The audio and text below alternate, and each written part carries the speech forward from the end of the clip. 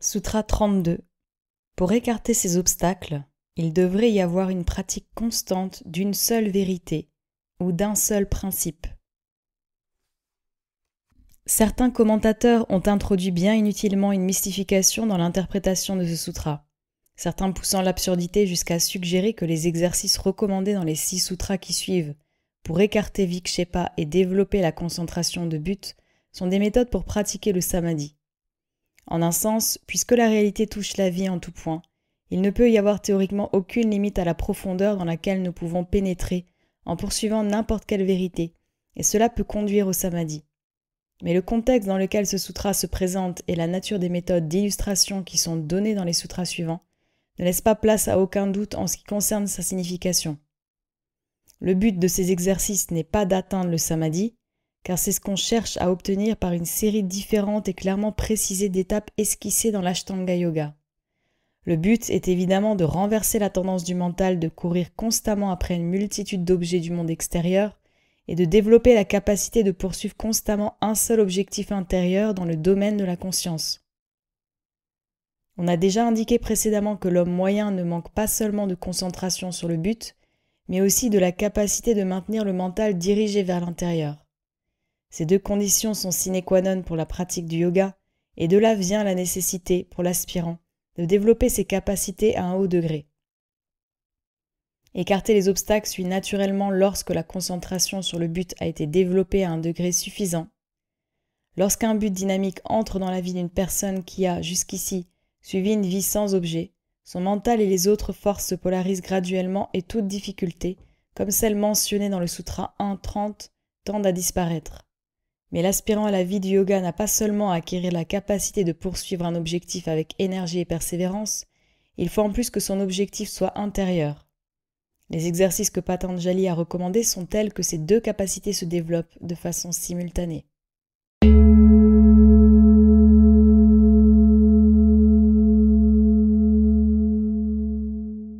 Sutra 33. Le mental est clarifié par la culture d'attitude d'amitié, de compassion, de joie et d'indifférence respectivement vis-à-vis du bonheur, de la misère, de la vertu et du vice. En donnant un nombre d'exercices alternatifs pour surmonter vikshepa, l'auteur commence avec 2 sutras dont l'adéquation au sujet considéré n'apparaît pas toujours avec évidence aux étudiants. Dans ce sutra que nous considérons, Patanjali définit l'attitude correcte de l'aspirant yogi dans les différentes sortes de situations qui peuvent se présenter, dans ses relations avec l'environnement. Une des plus grandes sources de troubles pour le mental réside dans nos réactions incontrôlées à notre entourage humain, à ce que font les gens autour de nous et aux conditions agréables ou déplaisantes dans lesquelles nous sommes impliqués. L'homme ordinaire n'a pas de principe bien défini pour contrôler ses réactions. Il réagit de façon désordonnée selon ses caprices et ses humeurs, avec ce résultat qu'il est constamment troublé par toutes sortes d'émotions violentes. Certaines personnes, trouvant ces réactions émotionnelles désagréables, décident de ne pas réagir du tout et par degrés deviennent froides, dures de cœur et indifférentes à ceux qui les entourent. Ces deux attitudes sont fâcheuses et ne peuvent conduire qu'à l'acquisition d'une nature calme, douce et compatissante, en accord avec les exigences de la vie supérieure. La vie spirituelle ne peut aller de pair avec des réactions violentes ni avec une froide indifférence que certains stoïques mal inspirés recommandent à leurs disciples. Elle requiert une nature équilibrée, dans laquelle nos réactions sont réglées correctement par les motifs les plus élevés et sont en harmonie avec la grande loi. Ce qu'il faut noter ici, c'est que le développement d'une nature dure et insensible, indifférente au bonheur et à la souffrance d'autrui, n'est pas une réelle solution au problème de l'équilibre du mental. La libération des troubles ainsi acquises est plus apparente que réelle parce qu'elle est artificielle et contraire à la loi d'amour. En outre, il y a danger pour le yogi qui se permet de devenir insensible, de dériver vers le sentier de gauche et de créer pour lui-même et pour d'autres des souffrances indicibles. Patanjali n'a pas seulement indiqué la nécessité pour le yogi de contrôler et de régler ses réactions vis-à-vis de son entourage, mais il a aussi posé le principe général sur lequel cette régulation doit être fondée. Ce principe est dérivé des lois de la psychologie et de l'expérience pratique traitant du problème de l'adaptation de soi à l'entourage. Il procure au yogi à la fois l'équilibre du mental et la libération des enchevêtrements, équilibre et libération qui sont nécessaires à la poursuite ferme de son but.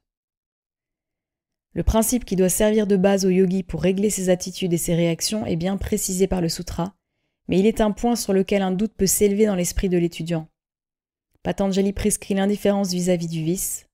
Pour certains, cela pourrait sembler en désaccord avec les idéaux les plus hauts de la vie spirituelle, et on penserait qu'une attitude d'aide active et de compassion vis-à-vis des méchants voudrait mieux qu'une simple indifférence.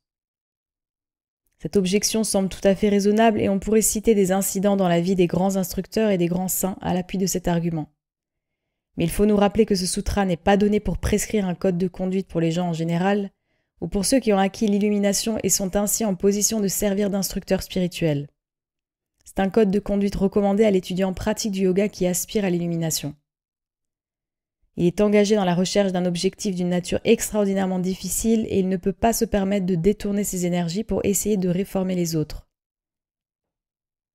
Selon la tradition orientale et selon la conception de la spiritualité, le travail actif pour la régénération spirituelle des autres vient lorsqu'une personne a acquis au moins un certain degré d'illumination personnelle.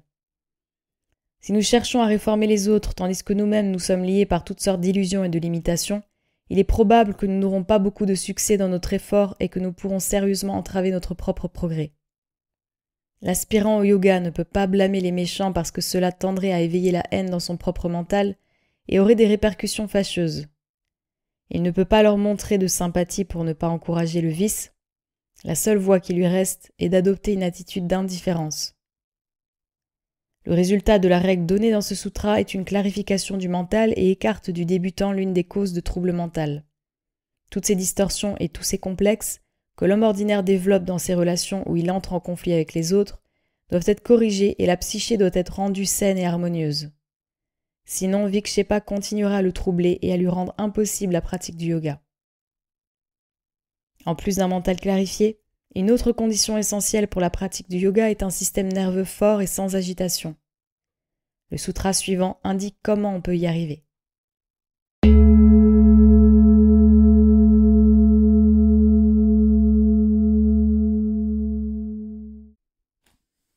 Sutra 34, ou par l'expiration et la rétention du souffle. Le sujet du pranayama est traité dans le sutra 2 de 49 à 53. Dans le sutra ci-dessus, Patanjali se borne à faire allusion à certaines pratiques préliminaires qui n'ont qu'un objectif limité, en fait la purification des nadis. Ces nadis sont des canaux le long desquels les courants de prana ou vitalité circulent dans le pranayama kosha. Si ces canaux ne sont pas tout à fait clairs et si les courants de prana n'y circulent pas en douceur, il en résulte diverses sortes de troubles nerveux. Il se manifeste principalement par un sentiment général d'agitation physique et mentale qui cause vikshepa.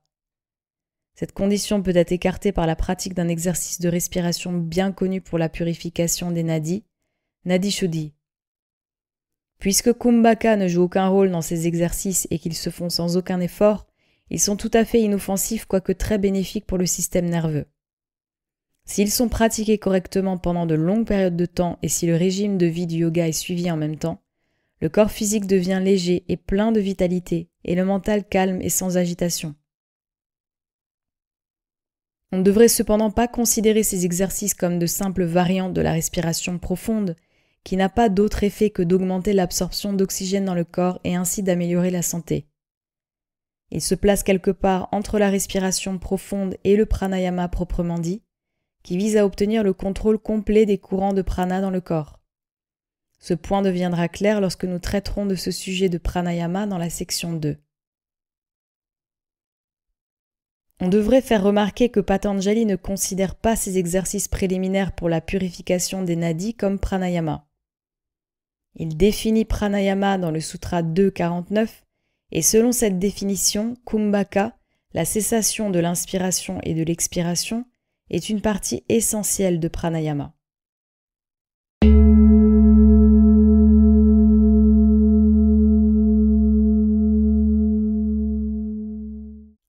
Sutra 35. L'activation des sens supérieurs aussi devient une aide pour rétablir le calme du mental.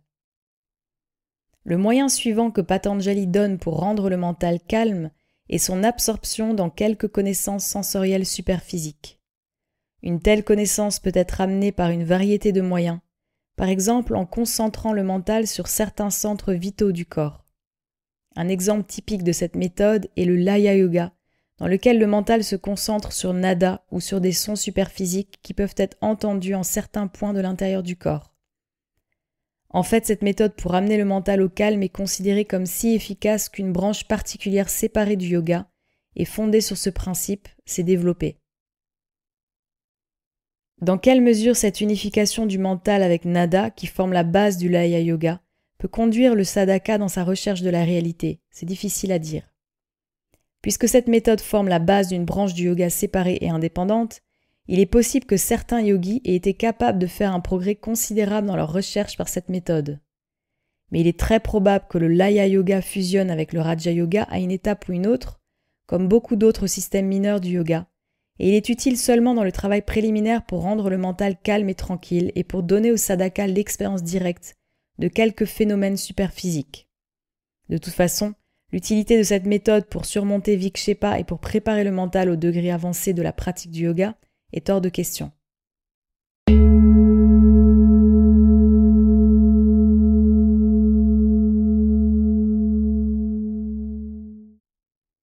Sutra 36.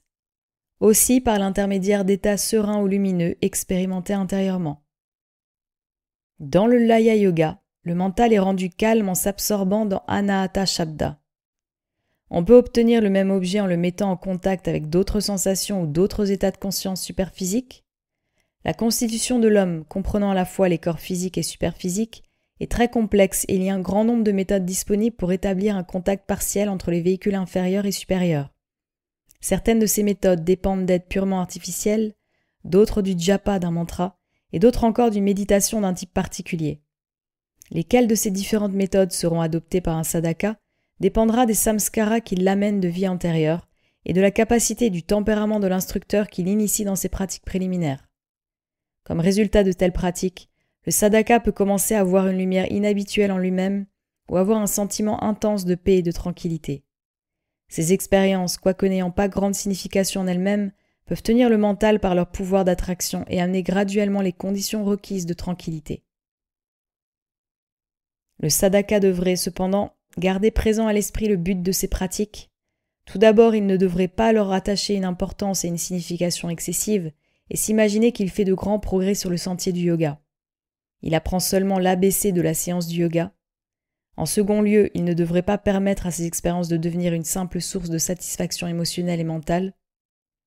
Bien des gens commencent à faire usage de telles pratiques comme d'une sorte de stupéfiant et d'un moyen d'échapper aux tensions et pressions de la vie ordinaire. Si on adopte une telle attitude incorrecte, ces pratiques deviennent fréquemment un obstacle au lieu d'une aide sur le sentier du sadhaka.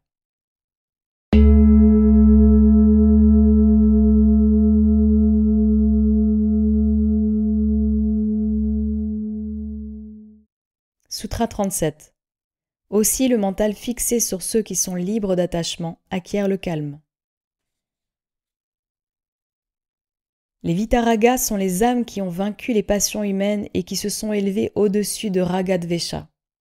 La méditation sur la vie et le caractère d'une telle âme aidera naturellement le sadhaka à acquérir lui-même la liberté vis-à-vis de ragadvesha et ainsi à développer la sérénité et le calme du mental.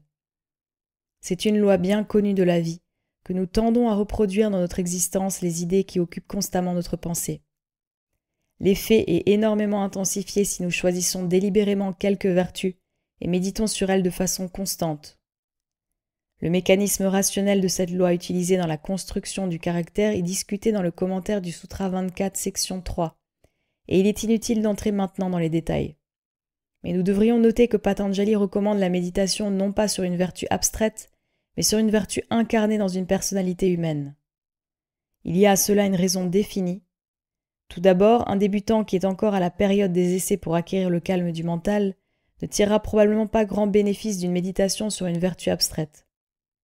L'association d'une personnalité divine ou humaine très aimée et d'une vertu accroît énormément le pouvoir d'attraction de cette vertu et par là son influence sur notre vie.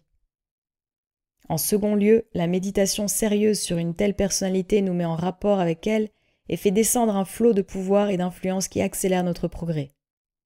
L'objet de la méditation peut être le maître ou un grand instructeur spirituel ou une des incarnations divines.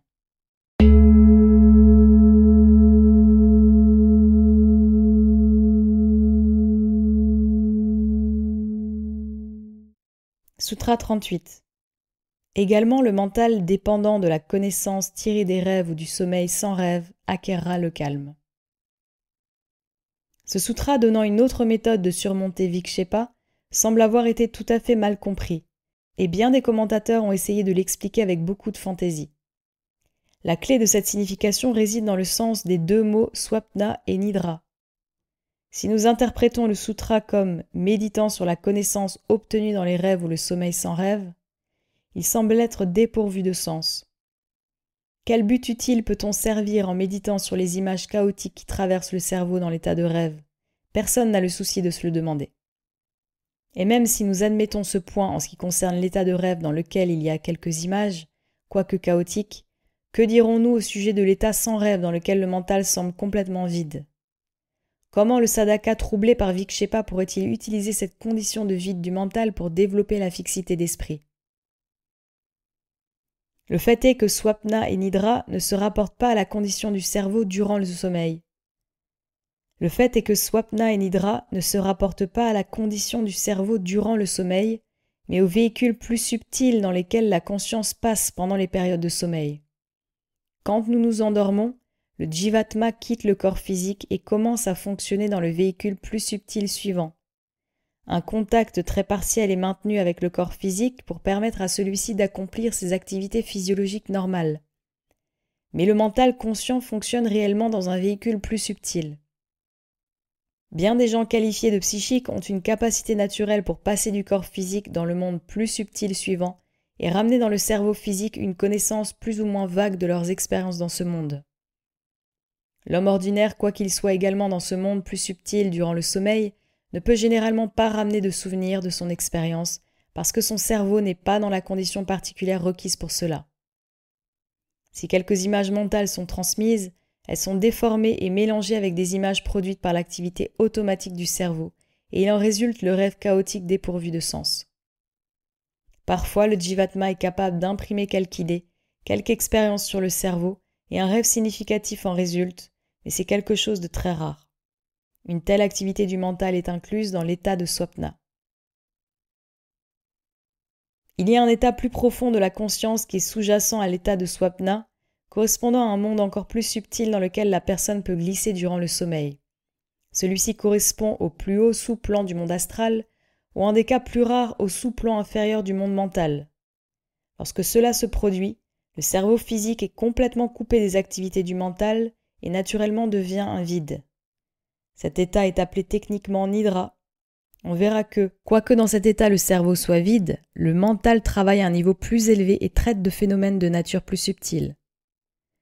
Or, il est possible, par un entraînement spécial et la pratique, de faire descendre dans le cerveau physique un souvenir des expériences subies dans ces mondes plus subtils, correspondant aux états de swapna et de nidra. Dans ces conditions, le cerveau est capable de transmettre des images mentales sans aucune déformation, et la connaissance obtenue dans ces circonstances est digne de foi. Lorsque cela peut être fait, on peut obtenir une grande quantité d'informations utiles et le travail se fait sur ces plans plus subtils durant la période de sommeil. La vie de veille se fusionne graduellement avec la vie du prétendu sommeil et il n'y a pas la rupture brusque qui généralement se produit lorsque l'on quitte le corps ou que l'on y retourne après le sommeil. C'est une connaissance précise et utile au sujet de ces plans superphysiques qui peut être acquise durant le sommeil, à laquelle ce sutra fait allusion et non pas aux conditions chaotiques de rêve et de vide que connaît l'homme ordinaire. Récolter et ramener cette connaissance à l'état de veille devient une question d'un intérêt très absorbant et procure une méthode pour surmonter la condition de Vikshepa. Dans ce cas aussi, le mental devient de plus en plus fixé et concentré vers un but intérieur. On devrait se souvenir, cependant, que cette espèce d'activité mentale n'a rien à voir avec samadhi. Elle est mêlée de psychisme et diffère du samadhi en ceci que celui-ci résulte d'un entraînement précis et que par conséquent la connaissance acquise est plus utile et plus digne de foi.